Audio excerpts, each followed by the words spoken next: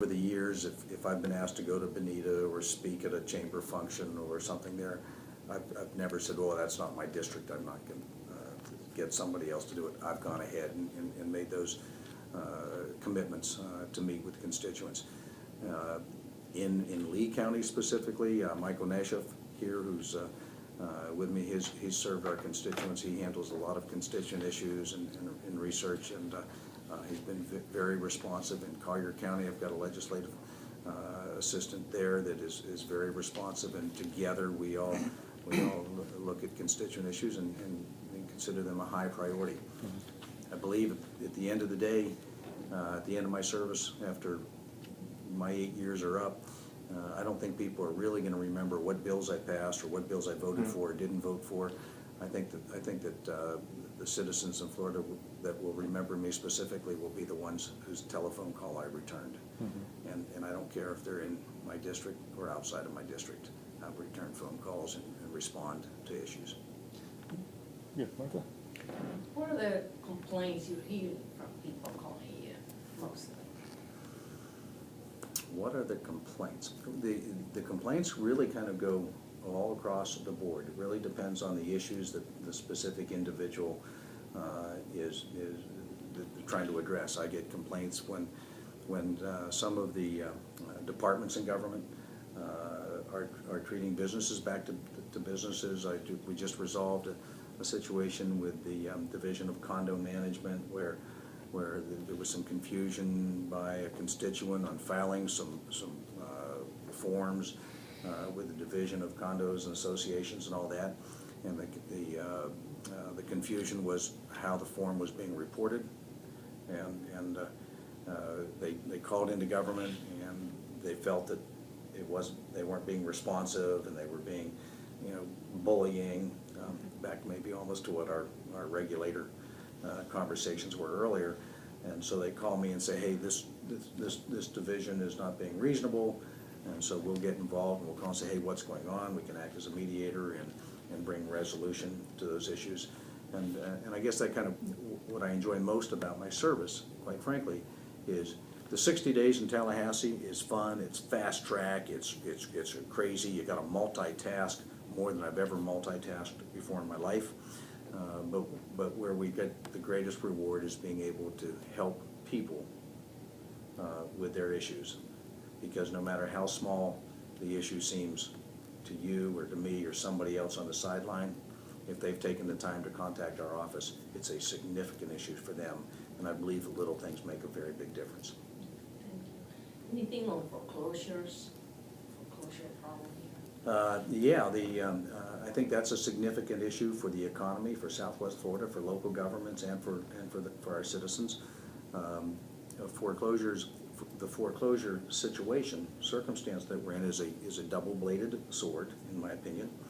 On one blade, you have abandoned properties that are promoting crime. Grass is growing up, they're deteriorating the value of the neighborhood. They're bringing down the total value of the neighborhood, which brings down revenue to the counties and the municipalities, because taxes go down, property values go down, and those abandoned properties become a blight, a sore in the neighborhood, and they're terrible. I think we need to focus on providing an expedited foreclosure process to get those properties foreclosed on, cleaned up, turned around and sold, bring safety back to the neighborhood, bring value back to the neighborhood, and do that.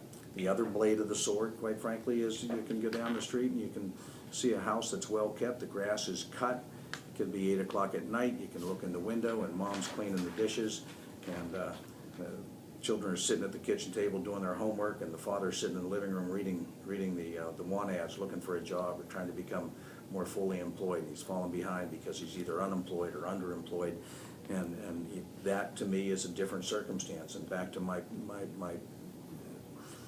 passion for common sense. Common sense tells me that, yeah, we've got both under the same circumstances relative to payment, but if you can't do everything at once, you ought to stack them in a responsible order. And I say get rid of the abandoned properties and get those foreclosed and those expedited, and condos that have empty condos in there that they need the fee income to maintain the rest of the property, address those first. And on this one, let's work as responsibly as we can to maybe figure out a way that there can be a modification or a slowdown process. Is there disagreement with that? There's a challenge, no, on the surface, no, but then how do you, it's easy to talk at 100,000 feet. What I've just said is really easy. Then when you get down to 5,000 feet and you start drafting legislation, how do you do that? Then there becomes disagreement between, you know what, hey, my kid's at the kitchen table too. And, well, is it? Or you know what, my neighbor's not paying, I'm not gonna pay. And they've got the ability to pay, and they just say they just don't want to. So you've got to really figure out a way to separate them and define them legislatively.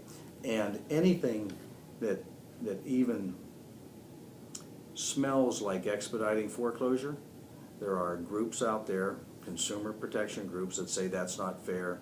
Bad banks, they're taking advantage and throwing people out on the streets, when that's not necessarily the case. There are community banks like ours that absolutely don't do that.